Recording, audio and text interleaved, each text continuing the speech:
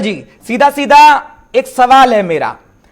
आप कहते हैं कि हम किसानों के साथ खड़े हैं, आप कहते हैं कि बीजेपी किसानों का भला चाहती है, जब भी चुनाव आते हैं तब भी आप ये कहते हैं कि हम तो किसानों का साथ देंगे और हम किसानों का साथ देते भी आए हैं। लेकिन किसान और सियासत का पुराना रिश्ता है। अब एमएसपी को अगर बात करें, एमएसपी को लेकर बात करें, तो जिस तरीके से ये ऑर्डिनेंस जारी कर दिया गया, संसद में नहीं गया, कोरोना काल के बीच ये ऑर्डिनेंस को जारी कर दिया गया और किसान सड़कों पर है, तो फिर क्यों आप ये कह रहे हैं कि किसानों के साथ हैं? क्योंकि किसान तो इस वक्त सड़क पर है। सीधा सा जवाब दीजिएगा।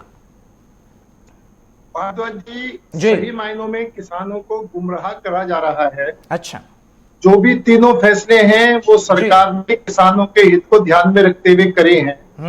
जैसे कि पहले जो है बिचौलिया अधिक बीच में रहते थे और इसके अंदर जो प्रॉफिट था वो कहीं ना कहीं बीच में पड़ जाता था जी। आज सरकार कह रही है कि किसान अपना माल सीधा उपभोक्ता तक बेच सकता है जी। कहीं भी माल ले जाए, हिंदुस्तान के किसी भी कोने में जाकर के माल वो अपना बेच सकता है, यानी उसको मैक्सिमम प्राइस मिलेगा।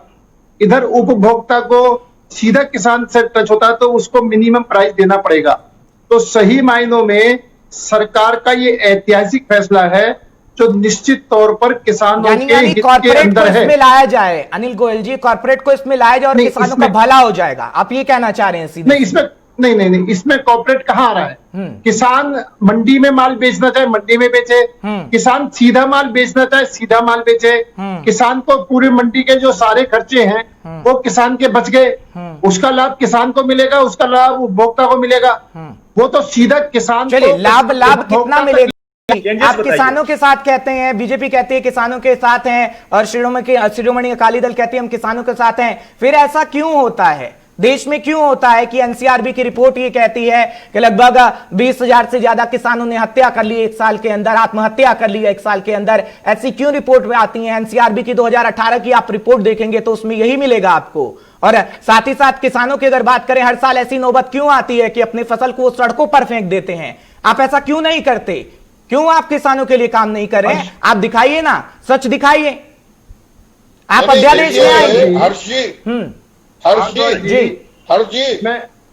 देखिए, अभी एक एक करके गोयल साहब, मैं ये बात कहना चाहता हूँ कि जो विरोध हो रहा है जी, वो सिर्फ सरकार का विरोध करने के लिए विरोध हो रहा है। सारी पॉलिसी किसानों के हित में है।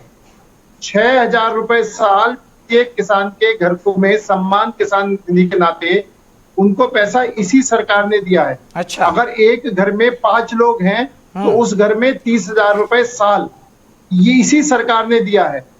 आज किसानों को उचित मूल्य पर मिले, ये गलत है। गलत 6,000 रुपए एक परिवार को दिए। अगर मैं जो बात कह रहा हूँ जी, अगर कोई भी बात गलत है तो मैं ऑन रिकॉर्ड कह रहा हूँ, टीवी पर कह रहा हूँ, आप इस बात का पूरी तरीके से मेरे खिलाफ केस भी कर सकते हैं। अच्छा। अगर मैं कोई शब्द गलत आवाज मिल रही है जी अनिल जी, हाँ। आपसे सवाल लेंगे क्योंकि केंद्र में आप हैं और सवाल कर रहे हैं विजय जी कि डीजल के दाम आपने बढ़ा दिए ऐसे वक्त में जब किसान को सबसे ज्यादा जरूरत होती है, ऐसे वक्त में जब किसान डीजल का इस्तेमाल सबसे ज्यादा करता है, आपने तो दाम ही बढ़ा दिए और एक दिन दाम नहीं बढ़े हैं, लगातार 22 दिन वो दाम बढ़े हैं। जवाब दीजिएगा इसका। हर्ष भारद्वाज जी, भारद्वाज जी, मेरा ये कहना है कि ये स्वामी रंगनाथन की जो रिपोर्ट है वो अगर पालना करिए तो नरेंद्र मोदी सरकार ने किसान सबसे पहले उसका जवाब दे दीजिए, घुमाइएगा मत। सीधा सवाल ये कहा है कि सीधा सवाल था, सीधा जवाब दे दीजिए कि ये दाम क्यों बढ़ रहे हैं और सरल भाषा में ये समझ जाएंगे ना लोग। मेरी बात इसीलिए सबसे बड़ी बात यह है कि उस बात को लागू करके हमने किसानों के हित की बात करी है और किसान को सिंचाई क्षेत्र हमने बढ़ाया है। किसानों की जिसको पानी मिलना चाहिए तो उसके लिए हमने किसानों की जगह पर हमने उनके खेतों में पानी पहुंचाया है। किसानों को हमने आर्थिक मदद करी है। किसानों को जो यूरिया खाद की बात कर रहे हैं, यूरिया खाद नींद कोट करा करके सीधा सिर्फ जवाब मांगा था आपसे, सीधा कि आखिर क्यों डीजल के दाम बढ़ रहे हैं। तो मैं एक बात आपको, एक जो डीजल के दाम बढ़ रहे हैं उसके क्लोजिंग कमेंट आएंगे, क्लोजिंग कमेंट में लूंगा आपसे।